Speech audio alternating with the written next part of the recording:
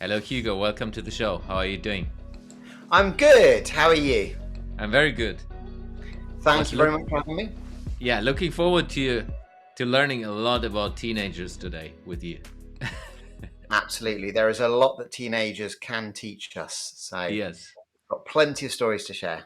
Before we go into teenagers, it feels like you're a digital native, a born digital native almost. When I looked you up in the details of your history, but tell us a little bit of how did you get from working at the Times via Matter AI to the startup Sherpas of what you're doing today. Just give us a little bit of understanding how you grew up, what you're doing, and how did you get to where you are today.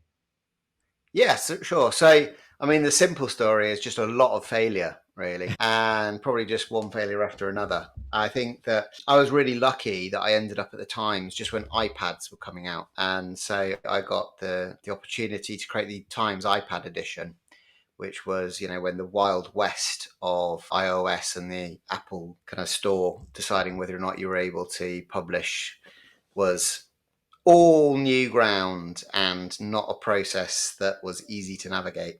And so from there, I actually ended up being at News International when the News of the World collapsed. So suddenly I had contacts everywhere that wasn't the place I was working, at which point I created an innovation consultancy, Matter AI. And there we worked with a whole host of different companies across industries doing innovation projects that ended focused more on AI than anything else. And it was kind of right at that nascent point when IBM Watson had just released their video of Watson playing Jeopardy. And we'd done a partnership with IBM to be the first agency in London to have a partnership with them. Of course, everyone wanted just chatbots. And so we found that our business started being a chatbot business. And the problem was that you'd go to a company, you'd create a chatbot prototype, and they'd say, well, the answers are all wrong. And then you say, but that's what you're telling your customers today. That's just your data. That's just what your call center agents are being trained to say. And they'd go away and have to do a whole, content project before you got back to doing any AI. And so I decided to close that consultancy down and put all of the money that I had from that into doing an AI project for real, where I could really take it to its limits, and decided that I'd replace conveyancing lawyers with an artificial intelligence before realizing there was no intelligence in the UK conveyancing process to artificialize. So that failed. And unfortunately, no one had said, Hugo, you have a cash machine. You've got this business that is, a successful consultancy. So maybe don't just close the cash machine and pump all of your cash into a failed startup, because that's a surefire way to end in some distinct pain. And so I started getting grumpy at that point. When people came to me for startup advice, I was saying, look, if I can't do it, you definitely can't do it. So don't even start. Just it's a bad idea. And so Dan, my co-founder at Startup Sherpas, suggested that rather than me just telling people where to go every time they ask for help, that we could codify what we'd learned over our careers. Because my career had started not actually at the Times, but way back when I was 6 years old, selling potpourri to golfers just outside Worcester. Mainly, that was driven really by not having any money.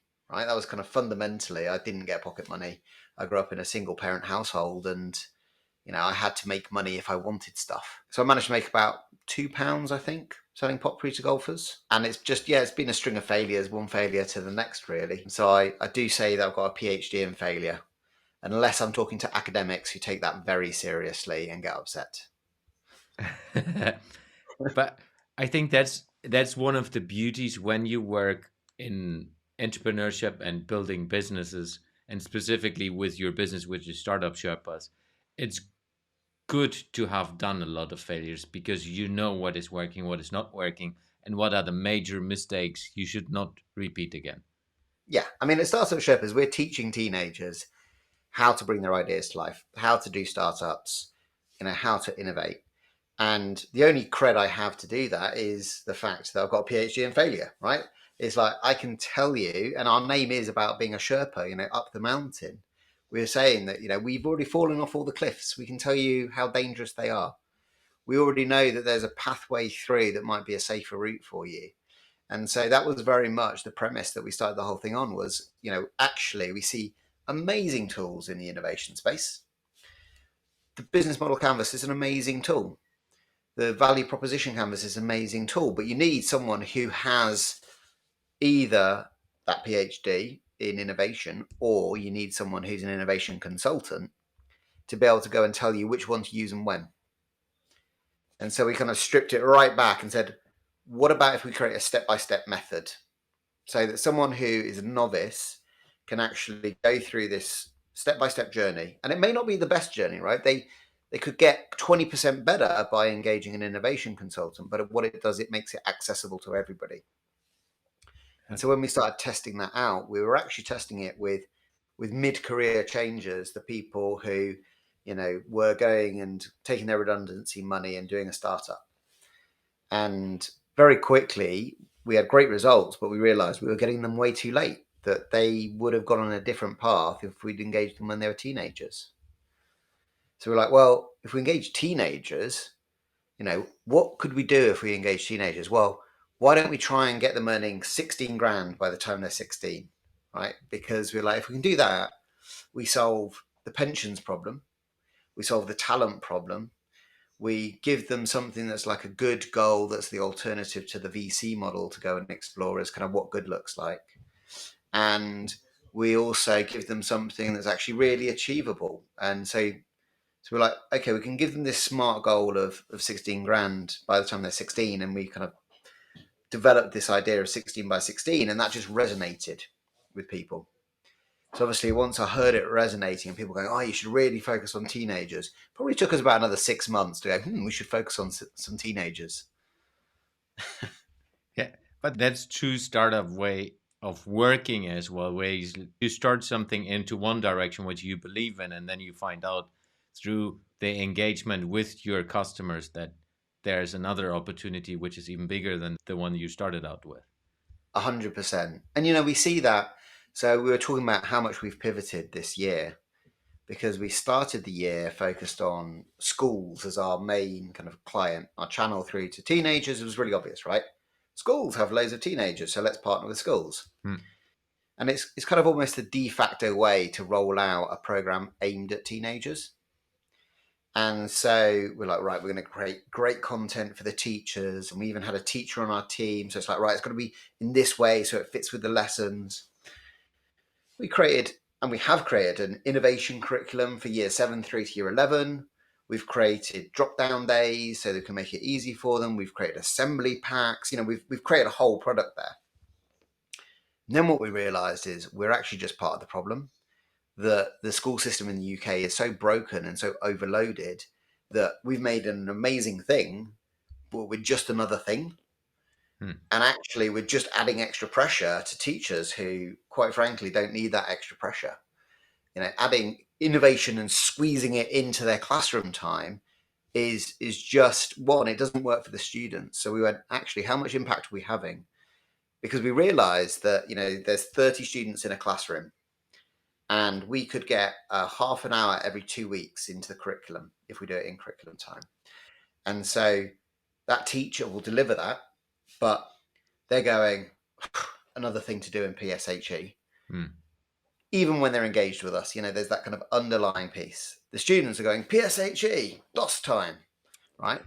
There's no exam, so they're kind of sacking it off.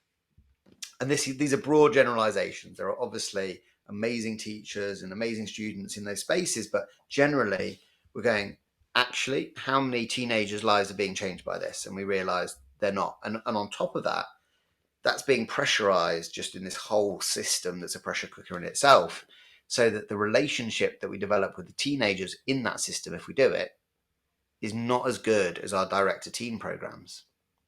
Because actually we get to be in our programs where we direct with teenagers, not school, not home. And so we're not a teacher or a parent. We're a colleague because we actually pay them for work experience. And that gives us an entirely different relationship. And it opens up a relationship with the teenagers where we see their best. We have awesome time with our teenagers. They are brilliant, fantastic minds. And the results of what they produce speak for themselves, because we're seeing, large corporate partners like Aviva picking up their ideas and running with them, because they're ideas from minds at their creative peak, really. Yeah. Let's go deeper and back to how do you engage with the teenagers as a starting point? So I'm a teenager. I'm interested in doing something else. How is the engagement process starting from? How do you find a teenager that fits to the program? Does the teenager find you? How does that work? Yeah, great question. So to start with, teenagers either find out from other teenagers about us, or they find out from careers leaders in schools, or parent networks, or other community networks. Our biggest network is through careers leaders. So, and that's been an amazing journey. We met a guy called Jamie, who was a careers leader who had done his own startup creating advice for careers leaders. And as he got to know what we did, he's got very excited about it, and we started partnering to be able to develop that network. Because when we spoke to careers leaders, they ignored us. And they ignored us because of that overload piece. So we kind of were going, we're going to pay your teenagers for work experience. That's unique. That's amazing. Like, look, they're going to get to work with What If, and it's amazing. They're going to get a reference. Just nothing. And we're like, how on earth can this be the case? We are offering money. We're offering references with like one of Accenture's companies. Like, we're offering just like gold in our mind.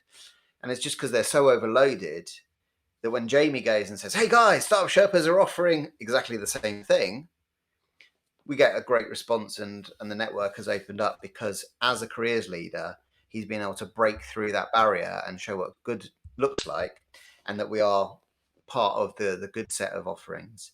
And it just kind of goes to that overload question. But then when they've signed up, they actually apply for the paid work experience program. So we designed something we call the Super Squad. 100 teenagers working on your innovation challenge beside you.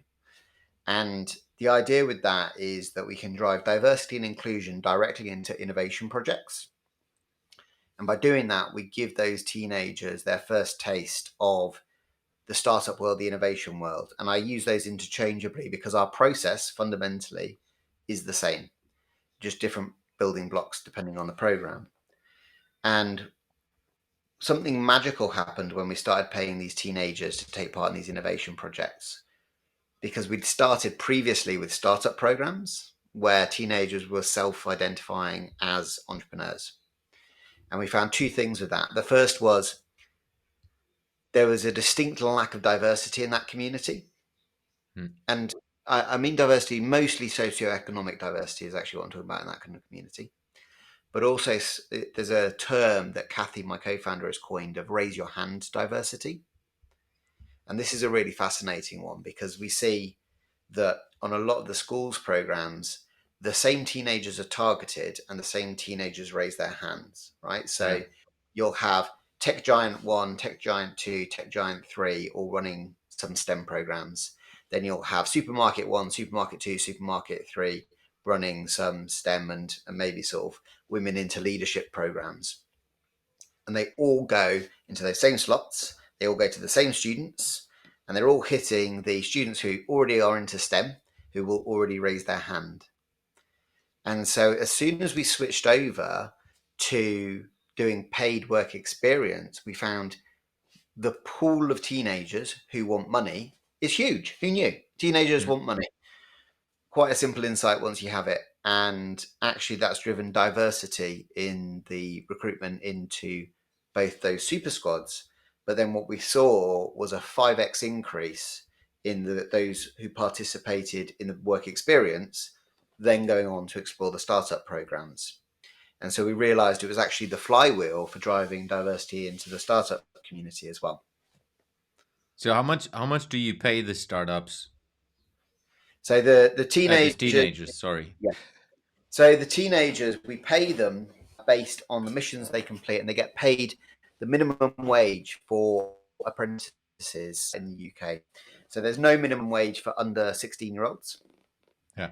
So we decided that we would benchmark with what it is for 16-year-olds, and then we kind of keep in line if they're older than 16. So when we're working with college students, and we're able to pay them based on the work they do, because we've designed a platform and developed a platform where we're tracking all of that work and collecting all of the work.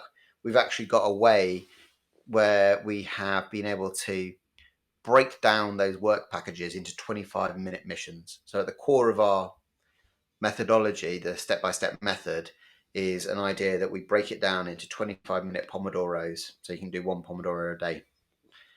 And so when they work on a project, they get paid about £110, which we see students using that money to buy presents for their mum, Mother's Day.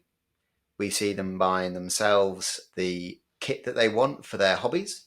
We see them saying they're saving it, which I find surprising and I don't really believe fully. And obviously, we get a certain response when we ask that question, which, will hide some of the purchases that I kind of imagine they're making of massive amounts of sugar, for example. Yeah. But I mean, it's our belief that we talk about feeding this money into the teenage economy. We started developing something we call trickle up economics, I should say. And it's because we've realized that when we're working with students from some of the most deprived postcodes in the UK and we're paying money directly to them, two things are happening. Is one, that's going directly into communities where that money is really powerful in relative terms. And the second is that it's then circulating really quickly because teenagers don't keep money in their pockets. That's why I like question the savings piece, right? It's like a Yeah. lot of them, Yeah. yeah, I saved half of it. And I'm like, did you really? I don't believe. I think that once, yeah. But is the main intention for the teenagers to earn money, or is it more about they are being part of something bigger? They are learning additional skills they are not learning in school. If I just look back, I mean, I was not that entrepreneurial thinking at that time, but today I would say if you would have approached me at that time, it's like I would have loved to join it, and the money is just a side thing. So the money is a side thing for us. Yeah. What we found is it's the hook. Hmm. So that interest that we see in them of going on to startup programs and a 5x increase in their desire to do those programs in our pre and post survey demonstrates that what happens is they come on for the money and then they say, "What are we doing?" And they're almost blind, right? It doesn't matter what project it is. It doesn't really matter about anything. They've just got a part-time job where they're going to be able to earn some money essentially from their phone. And then they experience the work. And what we're seeing is that is leading them both into entrepreneurship, but into career exploration, into real interest in developing their ideas further. So we worked over the summer with a squad working on insurance ideas, and Aviva sponsored that. And we saw amazing results. Like we saw a 10x increase in Aviva's brand awareness with those teenagers who did that project, right? Because insurers have a really hard time kind of driving any brand awareness in that crowd because they don't have a high street presence normally and it's not that interesting to teenagers. We also saw a doubling of their interest in careers in insurance and then kind of associating that with Aviva. And so that talent element is, again, for insurers, they're facing a real issue in talent in the insurance industry. So it's really important. But what we saw was that a teenager, once you engage them and engage them in deep and meaningful ways, as opposed to engaging them for your ends. And I think this is where most programs fall down, right? Is they're designed for the company's aims, really. Yeah. Yeah. So, and they're so savvy, they kind of see through that. Whereas we're just trying to show you the world, and kind of our goal is to train you up so you can solve the world's problems. So, like, we need you to get really good at this because those massive challenges the world faces are yours to solve, not mine. Which gives us this ability to say, look, I don't really care which of these things you're interested in. You need to find your own way. And that seems to be translating in this really interesting view that they established quite quickly. Like within 2 weeks, They're getting interested in the matter. They're getting interested in the way of working. So we do things in our programs like a wander ponder, which Mm. is go and walk and think and spend 25 minutes doing it.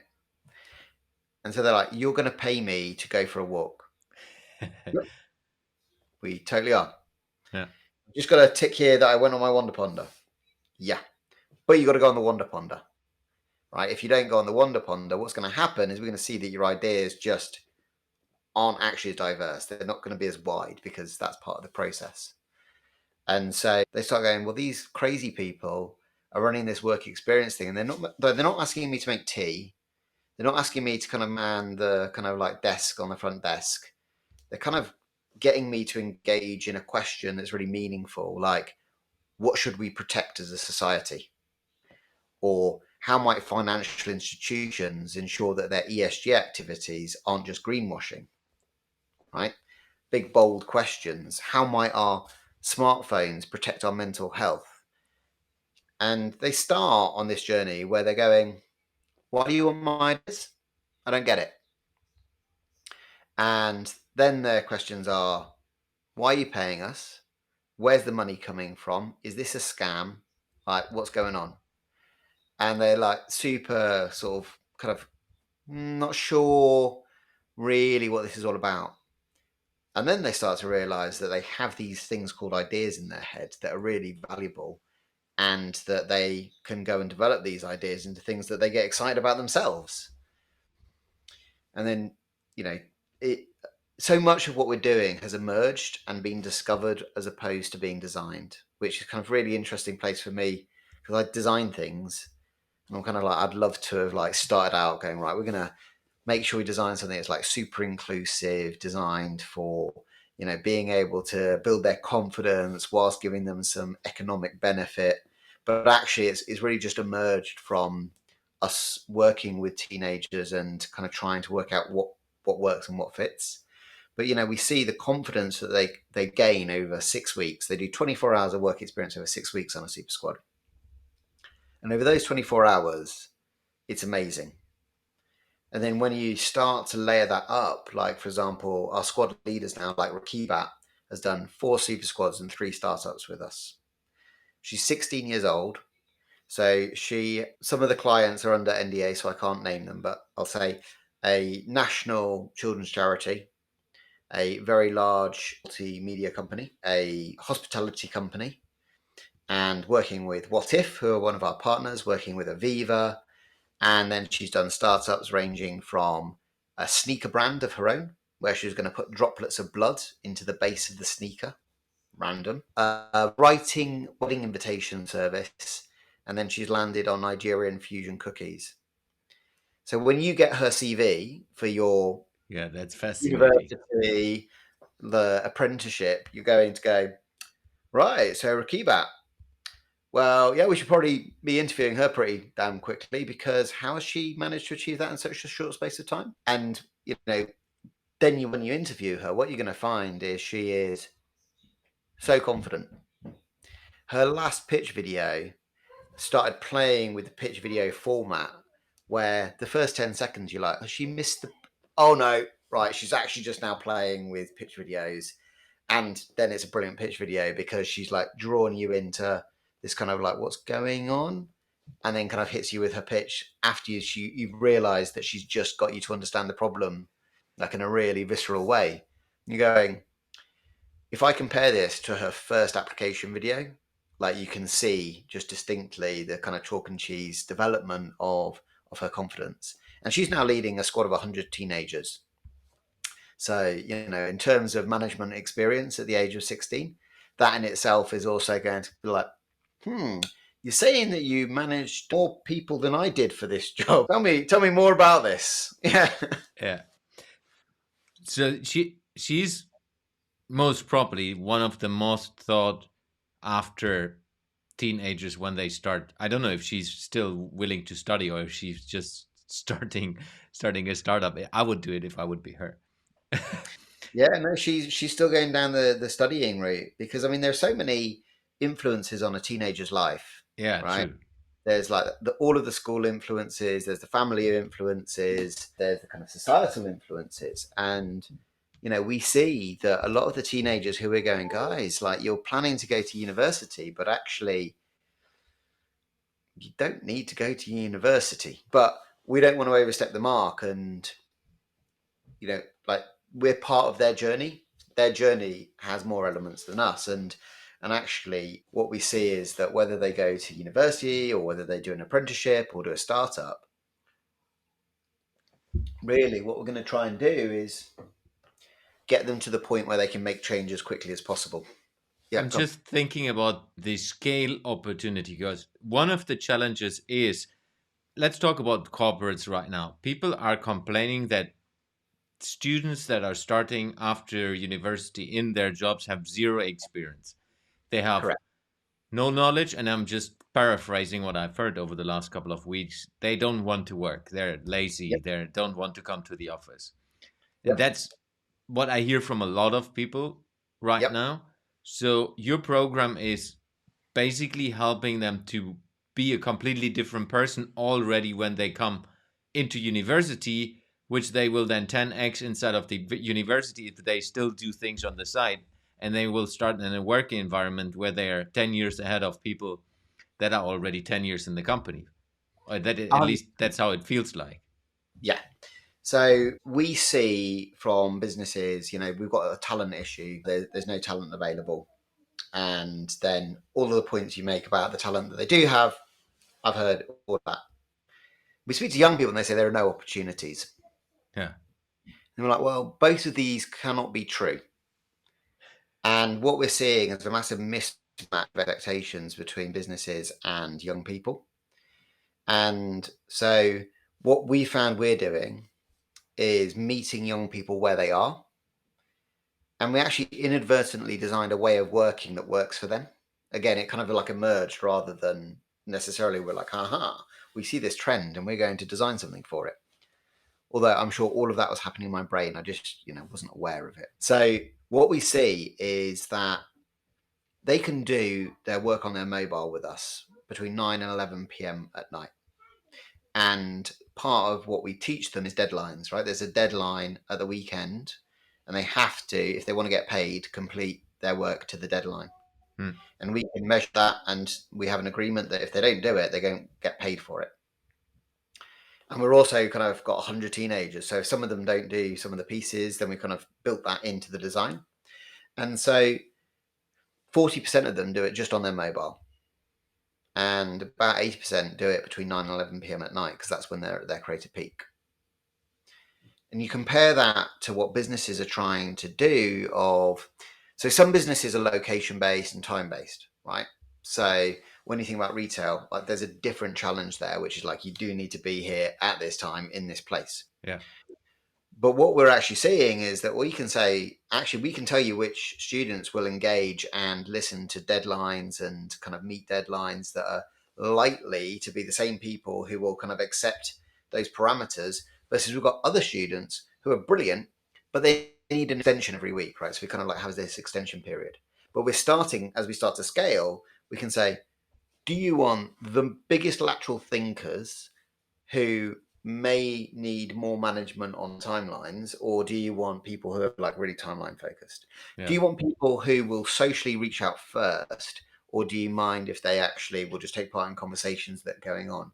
Because we're starting to, when we're looking at this kind of scale piece and the data we collect through the platform, we start to kind of be able to develop a really clear picture of some of those behavioral pieces that we think can really drive diversity into the talent space, because some of the stats around diversity and inclusion around early careers pathways are still quite shocking when it's such a big issue for organizations.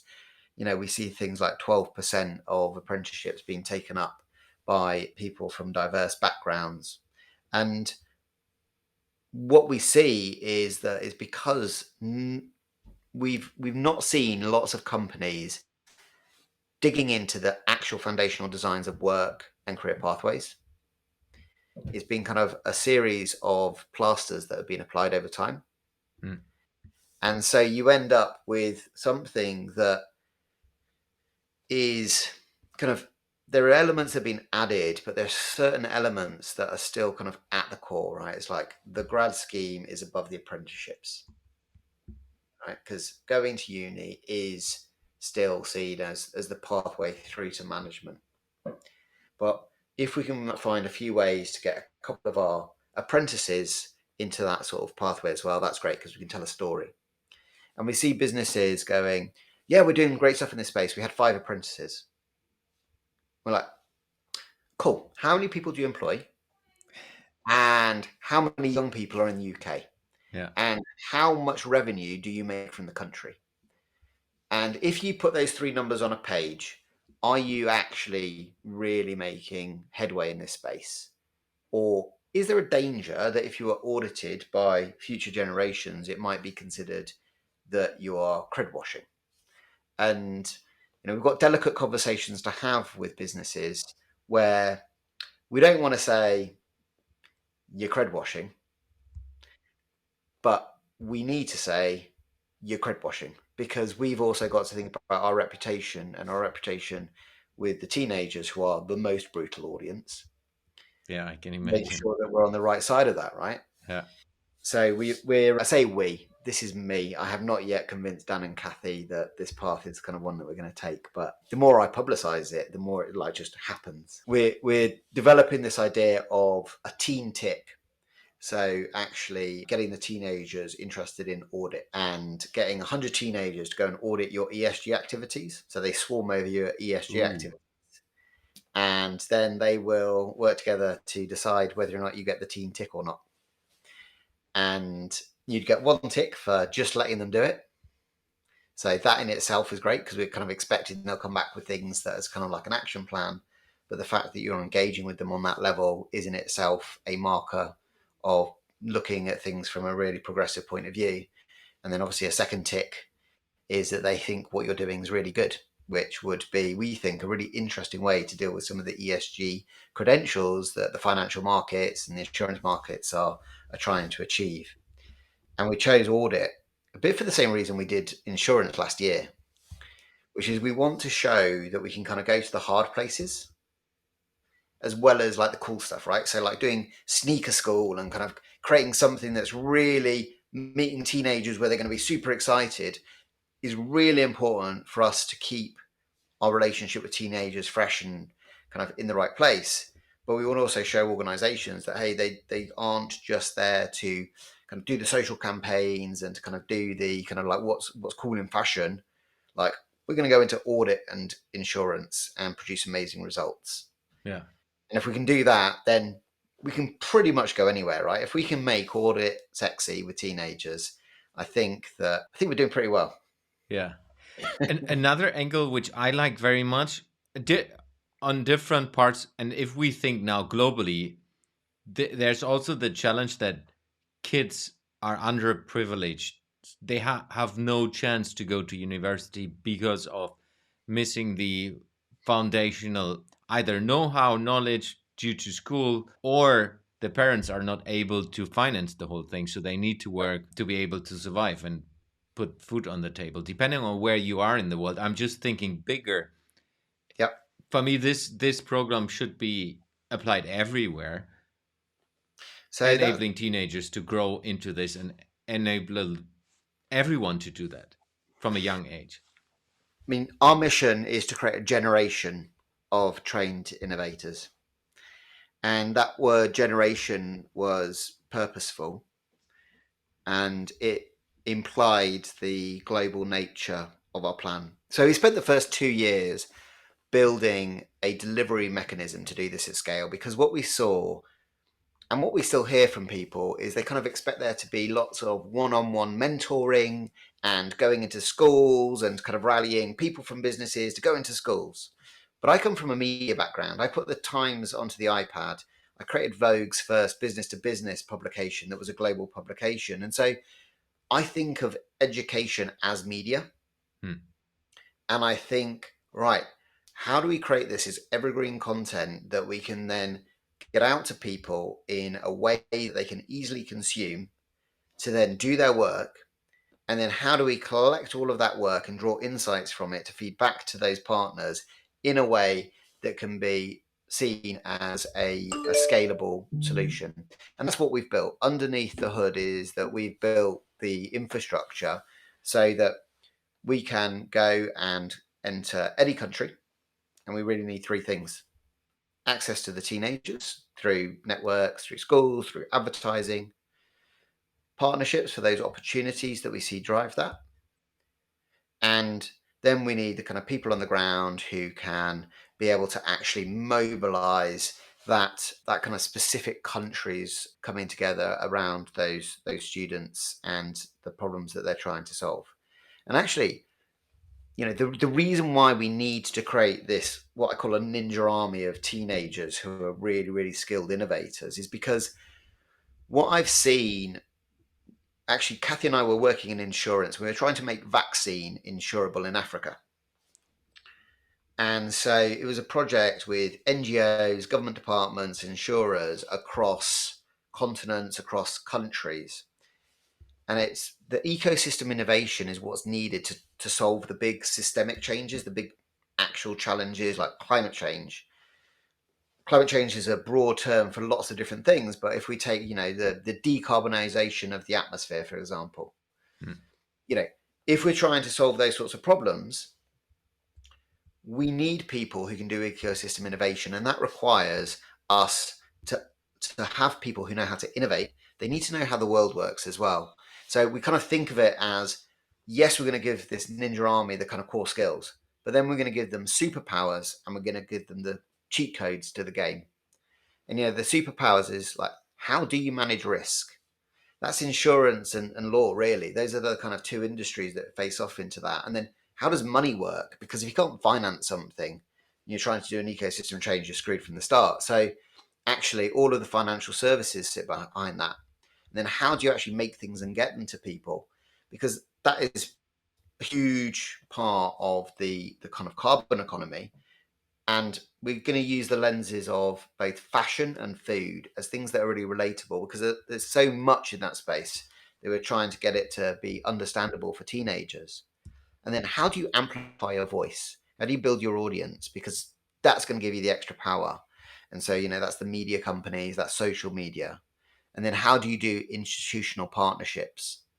So that's both government and actually kind of coalition programs. And so we're building coalition for good around those pillars to bring those companies together to go, right, okay, actually, we fit these spaces and we believe that we do need teenagers with superpowers. And if we do that, then we've actually got a whole generation globally, like you say, of people who have been trained how to bring their ideas to life.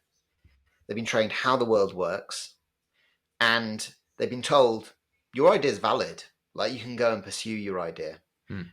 And on our startup programs, they start by actually having to understand themselves. So we see startups as a career exploration vehicle, but also a personal development vehicle. So we put a lot of focus startup program into them actually pursuing a startup that actually matters to them. And what we find is the things that matter to them are big problems to solve from whatever kind of position they're in. We have not yet found someone who wants to try and take more oil out of the ground as a teenager. We haven't found anyone who's into coal, you know, but we have found people who have big ideas, right? So it's not about that kind of scale of idea. We found a 13-year-old who said, I need help developing my new computer chip. I think it might be able to save the world.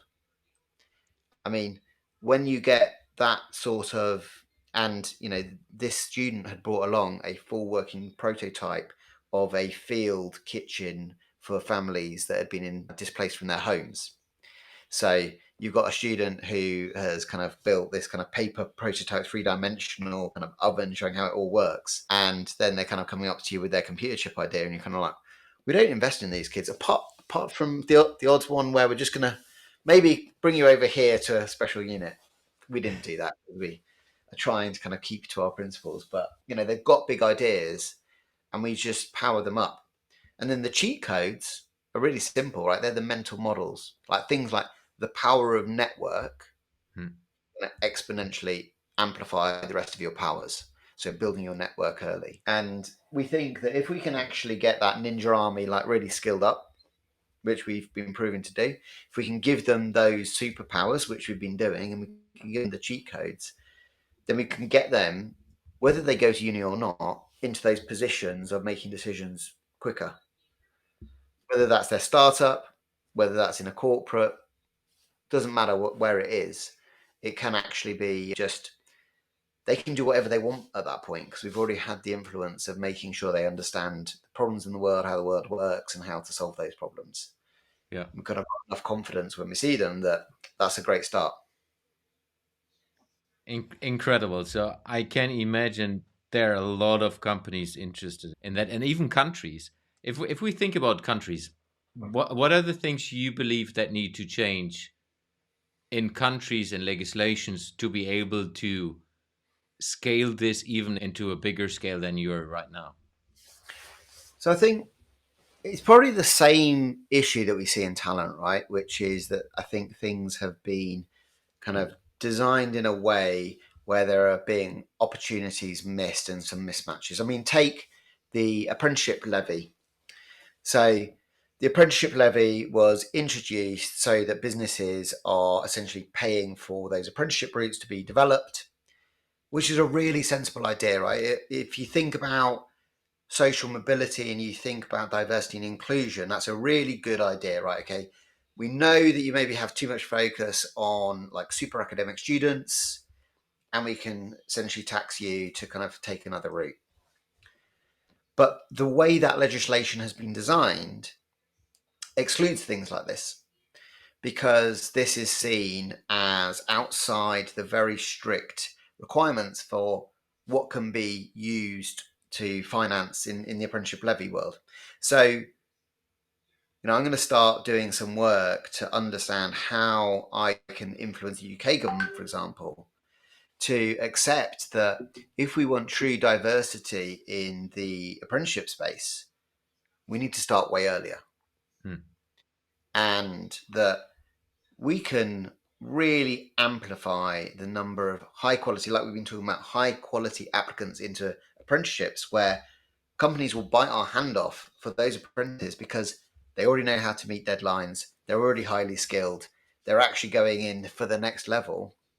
And we can then actually finance this, right? Because the things we need to do are essentially pay the teenagers. And if I go to a company and say, this can all be funded by apprenticeship levy, I can almost give unlimited opportunities to teenagers. Hmm. And we know that the government's starting to look at putting innovation into the curriculum, as India have just done. But we've seen that schools are overloaded.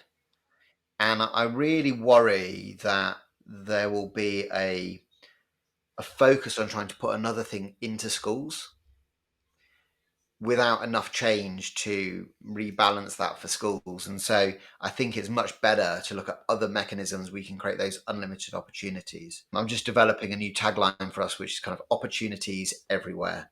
I think I might have got it right with that one. I'm still reflecting on it, but I'm kind of feeling like that's where we need to be. And and I think that when we look at kind of the countries that we see this impacting, some countries we can kind of see that given their kind of economics are going to be in a really great place to go. Should we pay our teenagers to start getting upskilled really quickly? What's going to drive growth better than that? Turns out the UK is one of those countries right now. We're right at a point where, because of the cost of living crisis, because of the talent crisis, because of all of the crises that we're facing, we're going, actually, we've got something here where I talk to people and they're saying, hang on, this could reduce the number of gang members because actually you give them an alternate path. Hang on, this could actually help people, not need the state support so much and support sort of the welfare system kind of realigning. Hey, this could actually help like schools being able to kind of re-baseline. We're like, it could. That's not our job to do.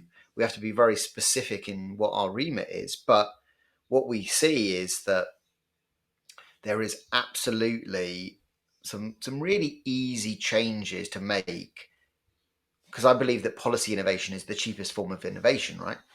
I mean, it's you can just change your mind. Yes, there's more to it to get people to change their mind, but essentially you're going, we were doing that, now we're doing this. And in the very simplest terms, I think actually one of the things that Donald Trump showed the world is it really is cheap and maybe dangerously cheap at times, because if you've got enough power to make that decision, you can just make things change. So policy innovation is somewhere where we're going, actually, what could we change so that we can really move the needle quickly on being able to give more teenagers those opportunities? I think as well that the pressure that careers leaders are given for the Gatsby benchmarks, which is the government's way of exploring how well careers teachers are doing their careers work, you know, there's a real case for them to be reviewed post COVID. They have no sort of space for kind of the hybrid working and the remote working world. And reality is, in the COVID world, getting teenagers into physical office spaces is nightmarish for those careers leaders. And so we need to really kind of think about, actually, could some of that apprenticeship levy money be used to support careers services in schools? Because again, that's the pipeline through to these students being able to choose the right apprenticeship. One of the things we heard from this amazing guy, Professor Ger Graus, who is an educationalist. He was director of education for Kidzania. He is, I mean, his career is amazing. And he said, kids can only aspire to what they've seen. True.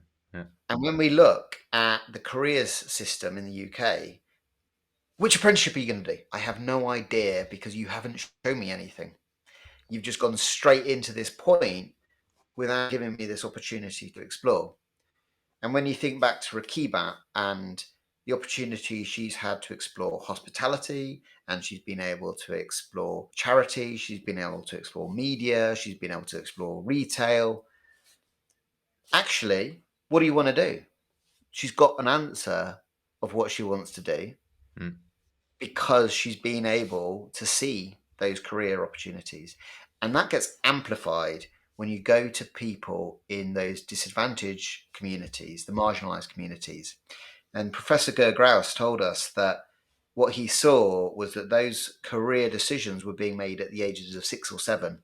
He was seeing that girls from disadvantaged communities were going to be cleaners, whereas the boys were going to be astronauts. He was seeing that kind of actually they were being footballers versus mechanics based on what they'd seen in their own lives and what they were told was possible. And so I think that that route of apprenticeships is important to me, not just because it allows people to have less academic paths, but it allows them to start their career without a massive debt around their neck. Because, the other part of that is that we've ended up in a situation where public services have been removed to the point where we now accept that kind of educational payment, which obviously in Europe, like, that's not necessarily the same, right? There's still kind of space for kind of different funding for education. And it's interesting because I kind of almost come across as anti-university. It's anti getting yourself into massive amounts of debt for what you're getting from university in this day and age. I think the concept of university is fantastic. And I think, those are institutions that we should be fighting to protect, because if we go down the commercialization route, I don't think they have a place past a few years' time, Mm. because it just doesn't add up. Yeah, it's And a huge evolving opportunity as well for change and innovation, like you said. I would like us to get into the last part of the podcast. So, asking you a couple of questions that I ask to every guest. If you could work with a project that is impacting every human being on Earth, what project would you work with and why? so I'd work to teach every human on earth meditation. So I actually developed a moonshot curriculum, I called it. And at the start of every day was meditation. And that's because I think first of all, my own kind of battles with mental health. It's been really critical for me to understand myself. Hmm. And I think that once you actually understand yourself, doing things like finding what you need to do with your life is an easier job. I think making decisions is an easier job. I think you make better decisions. I think everyone becomes happier. And I'm a big proponent of us measuring our societal progress by happiness, not GDP. Yeah, And so I think if I was able to help people on that journey, that would be really powerful. love that. Very important one. Yeah. What advice would you like to give to a young innovator that's just getting started? That's a true question I ask every guest. Maybe for you it's a specific one. I mean, there's the flippant join our program. We'll give you a really good time. And you can't be wrong. I think that's probably the most fundamental thing that I think is important for them to realize is that, yeah, like there is no right and wrong. You can just have all sorts of crazy ideas, and those ideas may end up not working. They may kind of be going off piste, but actually, from an innovation point of view, if you think I cannot be wrong, I think it's really freeing. Yeah, great. Hugo, where can people find you? Where can people read, understand more about Startup Sherpas, and how can people connect to you? So I'm most active on LinkedIn, where you can search my name or search Startup Sherpas. So Hugo Pickford-Wardle, luckily, is quite a unique name, which makes it easy to search for and find me. And startupsherpas.org is our website, which is almost always behind the curve from where we actually are, but gives you a good starting point and has all of our contact details on there. That is also where teenagers can sign up on the website as well. So if you have teenagers in your life that you think would like to do this, you can point them in the direction of it. I would give one caveat to parents that the one person that a teenager is least likely to take advice from is their parents. So, as much as you might want your own teenagers to do it, my most common question I get asked by parents is, how do I get my teenager to sign up? And I advise to get one of their friends to tell them to do it. That's a good advice. Now I will of course put all of the links into the show notes so that people can straight away click through to you and find what you guys are doing. I believe it's a super super duper project or business opportunity, enablement movement, however you want to call that, and I'm definitely following you guys and looking behind the scenes how I can help you going forward. Thank you very much, Hugo, for joining me on the podcast. It was a pleasure to have you. It was a pleasure being here. Thank you very much for having me. Thank you.